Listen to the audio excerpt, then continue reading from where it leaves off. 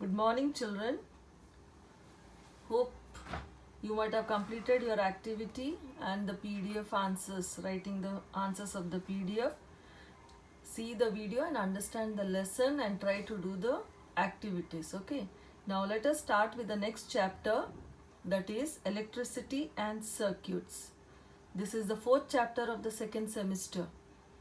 Yesterday I was taking light, shadows and reflections. So now today electricity and circuits. So as soon as you tell electricity first, let me know, can you tell me who invented electricity? Can anyone tell? Like steam engine was invented by James Watt, electric bulb was invented by Thomas Alva Edison. Like that, let me know who has produced the who has introduced the electricity or invented the electricity.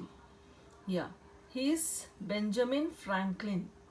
So this person invented the electricity, and it is so useful to us, isn't it? Without electricity nowadays we don't have the life at all. Like how it has become a basic need, like how we need air, water, food, shelter for our living, like that we need the electricity also, isn't it? So now let us read about the electricity. Now what do you do when there is a power cut? What happens? Everything becomes dark. We cannot see anything. All the household things will be left out, isn't it? Grinding, then computers, charging of the mobiles, everything will be pending, isn't it? So electricity is very important. So let us see now. What are the uses of electricity in our daily life? So there are many uses of electricity in our daily life. That is, for communication we need, that is TV, then radio, portable phones, computers, these all work with the help of electricity. Then we have cars, motor, blenders, drilling. These are the motion or the power with which, with the electricity, these also will run. Then heating and cooling, oven, iron, refrigerator, air conditioner, all these also works with the help of what? Electricity, isn't it? The next, light. In that we have the flashlight, lamp, incandescent light and the food light. So this, when there is electricity, we can use all these things. So these are the uses of electricity. From the morning when we get up till night, we use the electricity in our daily life. Okay, we use electricity for many purposes to make our tasks easier. For example, we use electricity to operate pumps that lift the water from the wells or from the ground level to the rooftop tank, isn't it? Whenever there is a water supply, and if sometimes the electricity is not there, the water cannot reach up to your tanks and all. It is very difficult. So when there is electricity, with the help of electricity only, the water is able to reach to the height.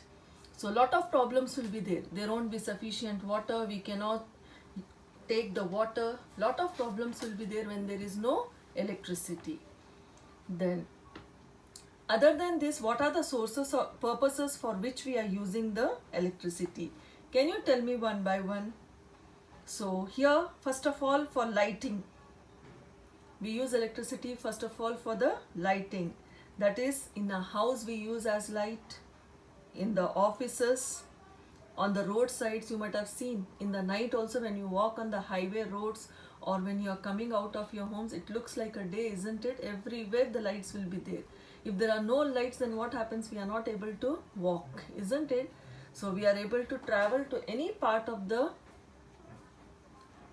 world also during the night. It is not that we cannot see. We can see. There are lights where we can move from one place to another. Then markets, factories, even after the sunset, this helps us to continue working at night also. So this electricity not only lights our homes, roads, offices, markets and factories. After the sun is set, during day at least there will be the light of the sun. We don't require much light. But after the sunset, that is when it becomes dark, still also we have this electricity will make us do the things and continue to work at night also. So many factories and all also work, they'll have the duties daytime, nighttime, isn't it? So if there is electricity only, all this can take place. So this electricity helps us to continue the work at night also. And even in the home also, when it is dark and all, daytime also, if you on the light, it looks as if it is a day, isn't it? Then who will provide this electricity to us? Can anyone tell? Yeah, it is a power station. So we have power station through which we get the supply of electricity.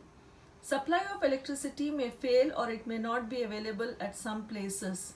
So especially in the villages and remote areas, you see, they'll not have continuous electricity like us, like we have day and night. Very often we see there is no electricity, otherwise whole day and night we have the electricity. There will be scarcity only in the summer, not in the other days. The supply of electricity may fail or it may not be available at some places. Yeah, it is because there are no power stations in the villages and all. People used to use earlier only the candles or the chimneys and all in the night. They were not used for the light. So in such situations, what we do when there is no electricity, we use a torch sometimes for seeing. That will provide us light. So a torch bulb that lights up when it is switched on. Where does the torch get electricity from? Yeah, usually nowadays we are using the flashlight of the phones and all, isn't it? We can use that also instead of torch and all. But earlier we were not having this mobile phones and all. So how people were using this electricity? How they were using when they didn't had electricity, what they were using? They used to use the torch. You might have seen your parents holding in your hand, isn't it? Whenever in the night and all, when you are going, when there is no light on the street, we use the torch. We put the torch light in front and we walk, so that if any animal or anything, stones and all other, we can see and walk it. So there are a lot of uses of electricity in our daily life. Now electricity is there. Now what is electric current? You already know electric current means flow of electrons through a conducting wire in a unit time is called as electric current. So usually you will tell, no, electric current is there in that, don't touch. Means what? Means there is a flow of charge through a conducting wire in a unit time. This is called as the electric current. So what are electrons, what are protons, and what are neutrons? You might have studied. Protons, positively charged electrons, charged particles. Neutrons, negatively charged, and electrons are both positive as well as negatively charged. So what is electric current? Flow of charge or the electrons through a conducting wire in a unit time is called as the electric current. So the current will be flowing through the conducting wire, or current will be flowing means what? Flow of electrons or flow of charge. Now what are the sources of electric current? So where all we get this electric current? First of all, batteries, you might have seen, isn't it? These are the batteries, are a great example of sources of direct current. So whenever there is no power or anything, you can use these cells for the radio, tape recorders, all those things. We can use this cells. Then we have the generators. Earlier people used to use, this is a generator, such a big, and lot of noise will be made with this when it is on. So but nowadays this is a battery, but nowadays what we are using USB, isn't it? Where you will not hear any noise like the generators. You might have seen in the school, in the auditorium, when the programs will be going on, suddenly if the electricity is not there, what happens? They on the generators. So you will make out generator means it will not be like the electricity. There will be some less flow of electricity. So only so many fans and all will be off. Then only they can continue the program, whatever is there with the mic and all, they can adjust. So this generator also cannot run for a long time and all the things cannot be on. So few things has to be closed, and how much it is able to, that much only they use that much of electricity. Then batteries. Nowadays we have USB where we use it for 8 hours. It works for the 8 hours. You have to charge and keep it, isn't it? Then only it will be running. And you have to put a water, acid in it for the batteries to be charged. Next. Now, what are conductors and what are insulators? You might have heard what are conductors. So these are electrical conductors and insulators. So what are insulators? So conductors means which allow the electricity to pass through them. They are called as conductors. And what are insulators means these will not allow the electricity to pass through them or the electric current to pass through them. So here you can see in the picture materials that do not allow current to pass, that is called as the insulators. What are the examples for this? Plastics, wood, rubber and glass. So through this electricity will not pass or the current will not flow. So only an electrician uses this rubber slippers or gloves for working in this thing. Whenever there is a repair work and all, no, they use this rubber gloves or rubber slippers and all and do the work. Why? Because electricity will not pass through the plastic, wood, rubber or a glass. Only in the home also you might have seen, whenever there is a fuse and all, burns and all, or short circuit and all takes place, what they do, they don't touch directly with the hand. They use the wooden stools, isn't it? Wooden stool will be there. On that they stand and see the things. Now, what are conductors? Materials that allow current to pass is called as conductors. For example, salt water, metals such as copper, this is aluminium and this is graphite. And non-metal, so salt water, metals such as copper, aluminium and non-metals like graphite, this is a form of carbon. So these will allow the current to flow through them. So whatever we use in the home, the wires or the metal what we use is either it will be copper or it will be aluminium. Okay, wires you might have seen in the home, red color will be there. When you open that upper you remove the wire, inside you can see the wire. Upper part when you remove, that is of plastic, inside you can see the wires, that is of copper or aluminium. So this will allow the current to flow through them or pass through them. Such materials are called as conductors. So now you understood about conductors and insulators? Yes. Now, what do you think? What type of materials are good electrical conductors? So now among these three, can you see aluminium, rubber and wood? Now in this, which is a good electrical conductor? So usually it is, can you tell me? Yeah, it will be aluminium. Rubber and wood, electricity will not pass through it because it is an insulator which will not allow the current to pass through them.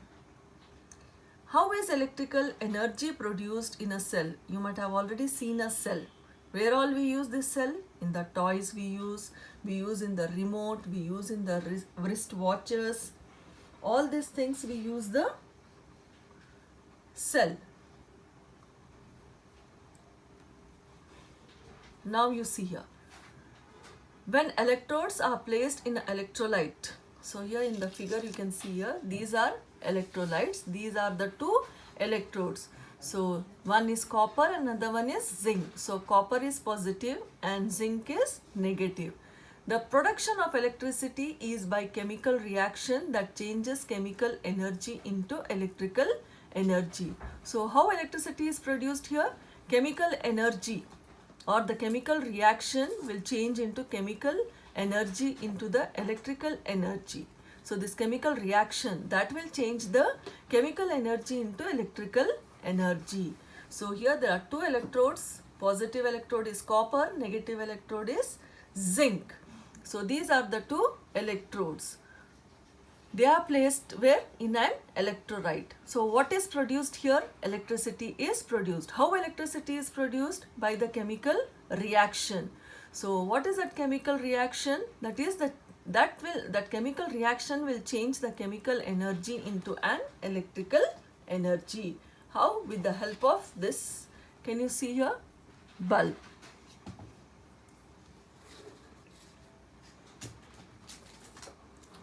Now this is a battery you might have seen in your home, everyone, isn't it? For the inverters you will have.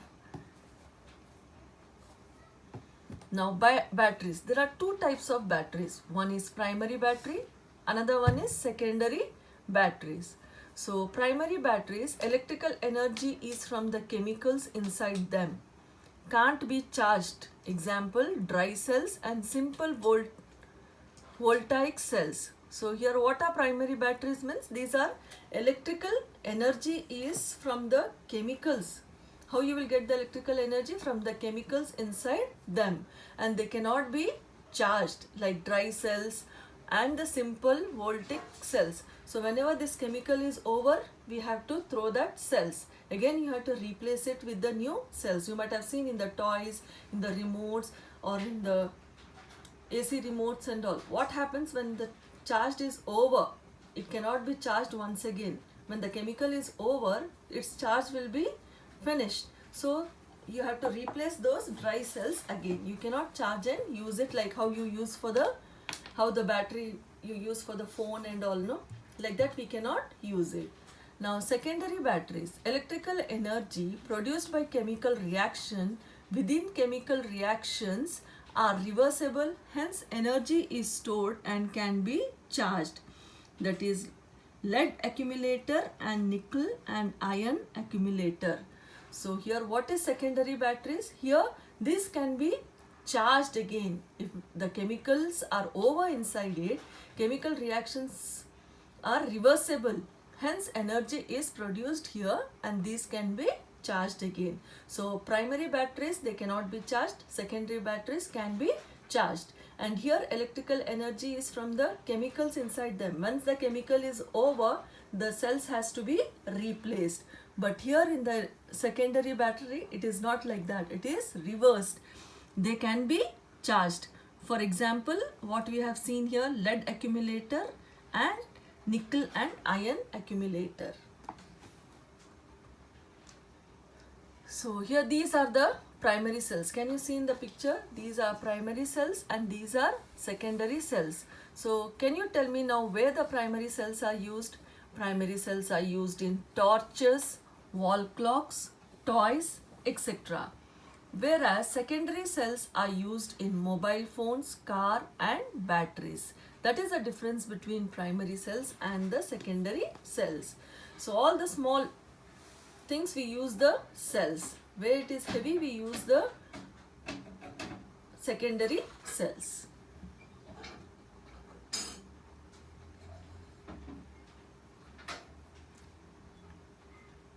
So now let us see few of the activities based on this. So first of all, one thing I want to tell you is, you might have seen the danger sign shown on the poles and all near your house. It will be placed, you see, electric substations and many other places. So what will be the warning to the people? That electricity is dangerous if it is not handled properly. So carelessness in handling electricity and electric devices can cause severe injuries and sometimes even death. Hence, we should never attempt to experiment with the electric wires or the sockets. You might have seen the small children. When the children are small, the switches and all won't be down. Either they will be packed with the plastic and they won't allow the children to touch because the current may pass through it. So you should never try to experiment with the electric wires and sockets. Also remember that electricity generated by portable generators is equally dangerous. Use only electric cells for all the activities related to electricity. So instead of using these generators and all, it is better for us to use the electric cells in the activities which are related to electricity. So you will not have any harm of getting the shocks and all when you use the cells. But only thing is you will have to use the more cells. Size will be different and number of cells used also will be different. You might have seen in some of the toys you use only the 2 cells, but some you use 4, you use 6, some you use 8 cells, like that. According to the capacity, how it works or how much electricity it needs, so that much of cells you will have to use it.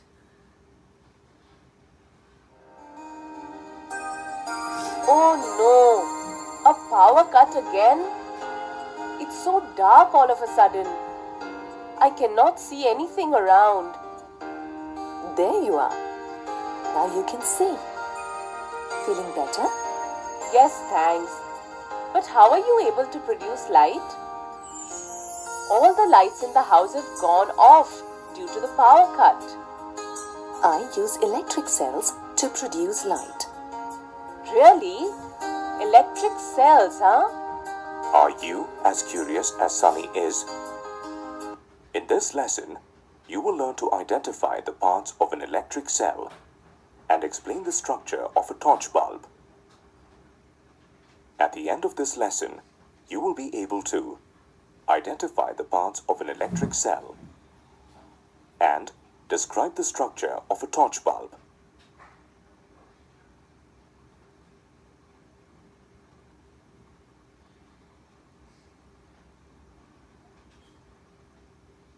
Hey, who are you? And what were you doing inside the torch? Ah, you're talking about good old Flashy. I'm Cello, the electric cell. I produce electricity for the torch to glow. In fact, not only for a torch, I can provide electricity to a number of devices, such as toys, alarm clocks, pocket radios, and cameras. But how do you make the torch glow? Where does the electricity come from? Well, take a close look at me. Do you see this metal cap? Sure. There's a plus sign just under the cap. That's right. Good observation. This is my positive terminal. Now look carefully at the other end of my body. There is a flat metallic disc at that end with a negative sign just above the disc. Yeah, I see it. This metallic disc is my negative terminal. So, I have 2 terminals, a positive and a negative terminal. These terminals can be used to connect me to various devices. Now take a look inside. Do you see that dark powdery stuff? That's the chemical inside me. This chemical helps me provide electricity to the device I'm connected to. Oh, and what happens when the chemical gets over? Good question. When I'm connected to a device like a torch bulb, as the bulb glows, the strength of the chemical decreases. Finally, when the chemical gets over completely, the connected device stops functioning. So, in our case, if my chemical energy gets over, Flashy won't be able to provide you light anymore. So we will need to replace you with a new cell. Yes, so that Flashy can keep functioning. That's right. Did you know a rechargeable cell or a storage battery can be recharged using electricity? Hey, get back. It's my turn to be in the limelight. Hey, Sunny. Cello has told you only half of the story. Oh, and what's the other half? That's me, Jumku, the bulb inside the torch. The cell by itself couldn't make Flashy function if I wasn't there to use the electricity provided by it. Oh, so how do you use the electric cell to glow? Can you see this thin wire? That's my filament. This filament is supported by 2 thick wires at its ends. When electricity from the cell passes through this filament, it gets heated up and glows. But how do you receive the electricity? Well, when the positive and the negative terminals of an electric cell are connected to the two terminals of a bulb, electricity passes through the filament of the bulb and it starts glowing. Terminals of the bulb? You mean you have terminals as well? Yes, of course. Look here. See these two terminals? Yeah, I see them. Let's take a look at what Sunny is looking at. One of the thick supporting wires in the bulb is connected to the metal case that is below the glass covering of the filament. The other wire is connected to the center of the base of the bulb. The terminals of the bulb are fixed in such a way that they do not touch each other. Uh-oh. I had better get back to Flashy. He'll need me and Cello to be able to give you some light. Hey Flashy, good to see you back. Tell me something. The bulbs that we use in our homes must all look like Chamku, right? That's right. Your common household bulbs are designed the same way as Chamku. Did you know? In recent years, a different type of bulb has become popular. A compact fluorescent lamp, generally referred to as a CFL. It is an energy-saving bulb which has a longer life than an ordinary bulb. CFLs do not have filaments. Instead, they have a coating on the inner side to make them glow. You'll learn more about these bulbs in higher classes. This brings us to the end of this lesson about the electric cell and torch bulb. In this lesson, you learned to identify the parts of an electric cell and describe the structure of a torch bulb.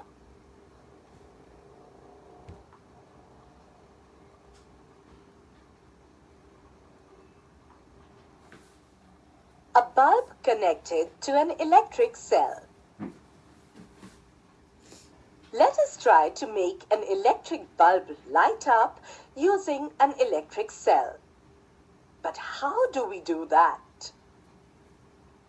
For that, let's do this activity. Activity. Take 4 lengths of electric wire with differently colored plastic coverings. Remove a little of the plastic covering from each length of wire at the ends. Fix the exposed parts of 2 wires to the cell and the other 2 of the bulb. You can stick the wires to the bulb with the tape used by electricians. Use rubber bands or tape to fix the wires to the cell. Now, connect the wires fixed to the bulb with those attached to the cell in 4 different ways. You will observe in first and last case, bulb glows. This shows that 2 wires of the bulb should be connected in 2 different terminals of the battery. This completes the circuit and the bulb glows.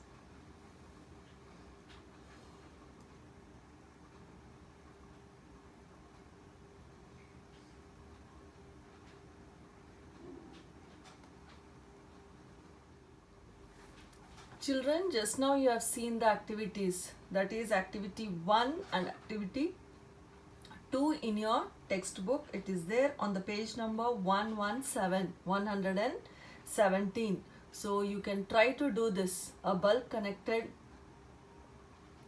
to an electric cell. You might have seen clearly how clearly it was shown. Hope everyone has understood. So let me read now once. Then you see what the activity was. Okay, activity 1 was First you have to take a torch and look inside its bulb.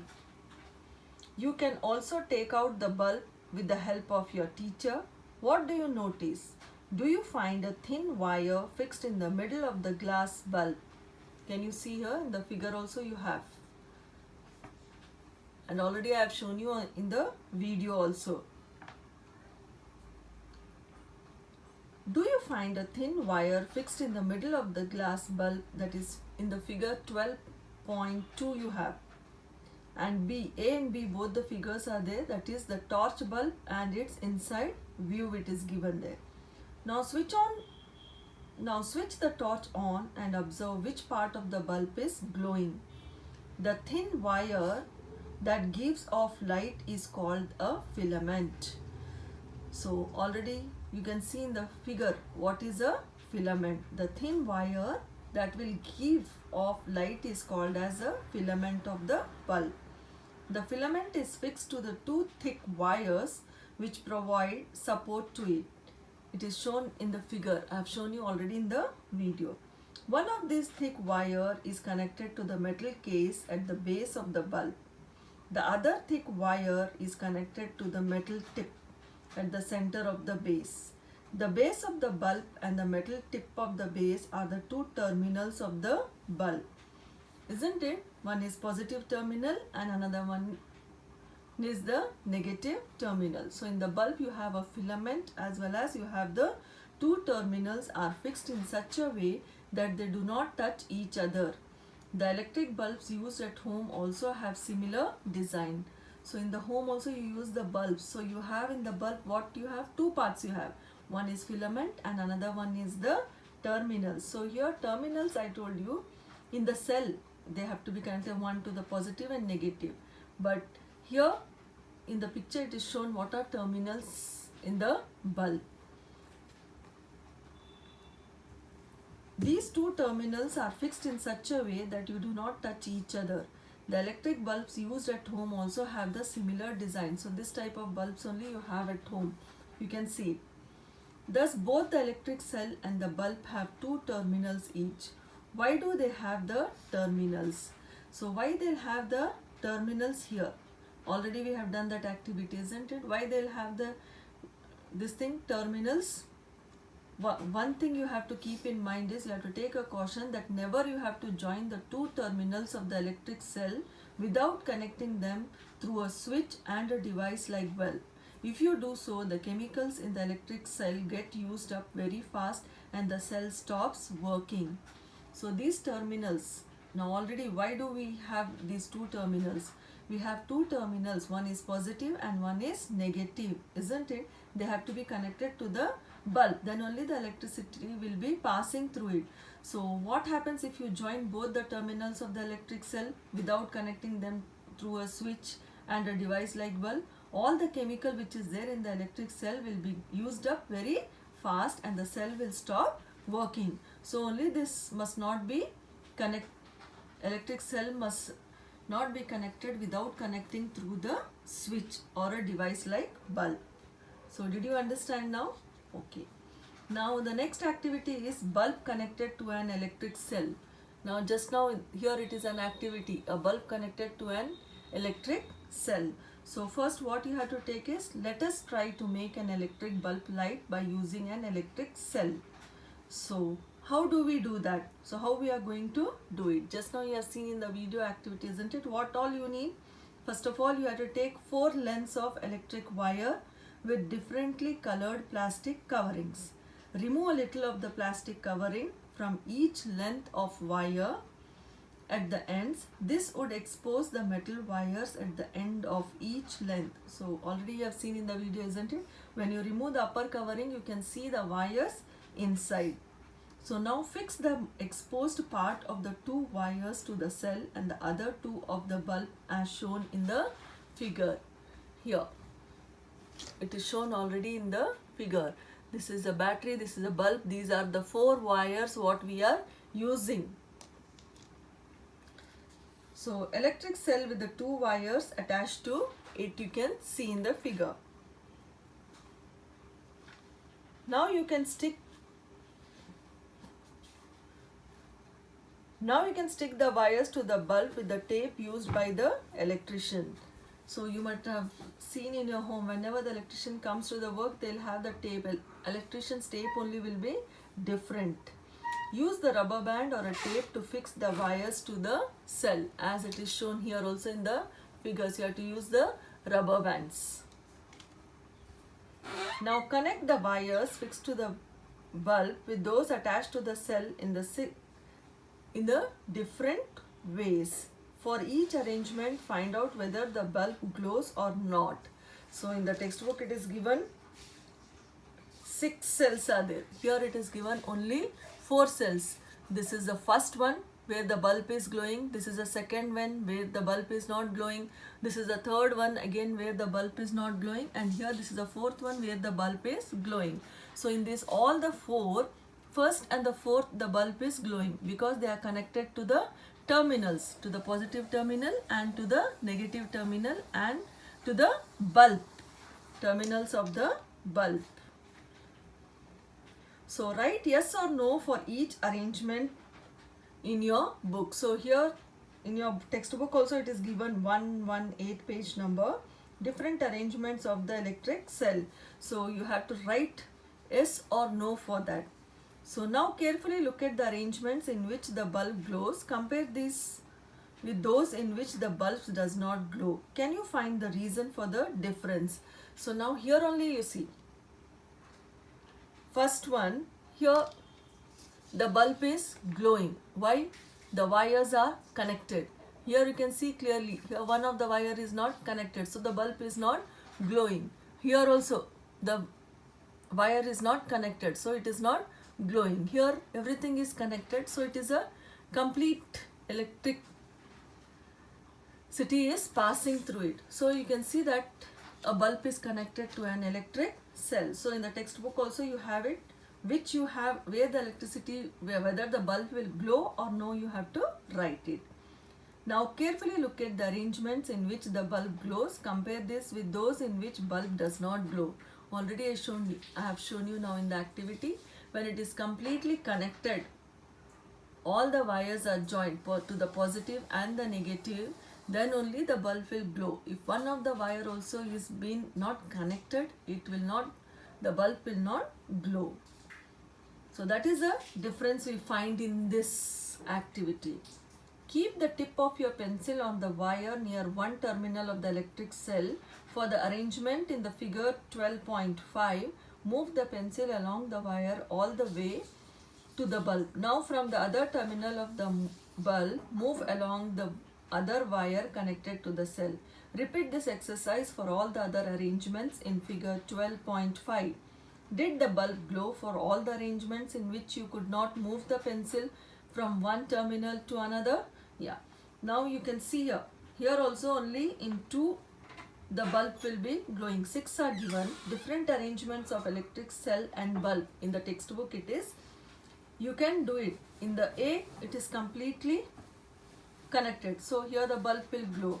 In the second one it is not connected, so it will not glow. In the C also it is not connected completely, so the bulb will not glow. Even in D there is no connection, or the terminals are not connected properly, or the wires are not connected properly. E also it is not completely connected. Only A and F both are complete where the bulb is glowing. You can see that yellow color is shown for glowing there. So here in this figure also it is shown that only two of this electric cell the bulb is glowing. So here this is a completely showing the flow of electricity. So it will show bulb is connected to the 2 wires. Other than that, nothing. So these 2 activities and about electricity we have studied today. So now remaining lesson I will be taking it tomorrow. Read the lesson and try to do the activity. Okay, I have shown you, I have told you, plus I have shown you the slide also how to do the bulb connected to an electric cell. So you can try to do it at home in front of your parents, but you have to use only the electric cell. Don't use any other things. Okay, then let us recall today what all we have learnt. Okay, first of all, we have studied about electricity, isn't it? Who invented electricity? Benjamin Franklin, I said you. Then we have studied what are the uses of electricity in our daily life. What happens when there is no electricity, when there is no supply of electricity. So electricity makes possible to light our homes, roads, offices, markets and factories. So sometimes where we don't have the electricity is not available, what happens in such situations? We use a torch which has a bulb that lights up when it is switched on. Then we have studied from where this torch light gets the electricity. So can you tell me from where it gets? It gets from the electric cell. Then we have studied about an electric cell. What is an electric cell? Electric cell has two metal cap. One is positive of the electric cell and the metal disc is the negative terminal. So all the electric cells have two terminals. One is positive and one is negative. Then an electric cell will produce the electricity from the chemicals which is stored in it, isn't it? And once the chemicals are over, the cells has to be replaced. This we have learned. Then we have done the two activities. That is, we have to take a torch and look inside the bulb, and you can also take out the bulb with the help and see what do you notice inside the bulb. That is the filament and the terminals. Then we have studied about a bulb, how it is connected to an electric cell. It glows. What happens when it is not connected? So when it is not connected, electric cell is not connected with the wires, then the bulb will not glow. So we have seen electric cell with two wires attached to it. So we have to be very careful. We should not join the two terminals of the electric cell without connecting them through a switch and a device like bulb.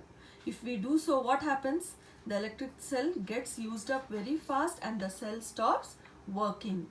Then we have seen how the bulb is connected to the two wires, and we have seen the different arrangements of the electric cell and the bulb, and how the electricity passes through the cell to the bulb, and how the bulb will glow when all the wires are connected and it is connected, then only the bulb will glow. So the remaining lesson I'll take it in the next class. Okay, thank you.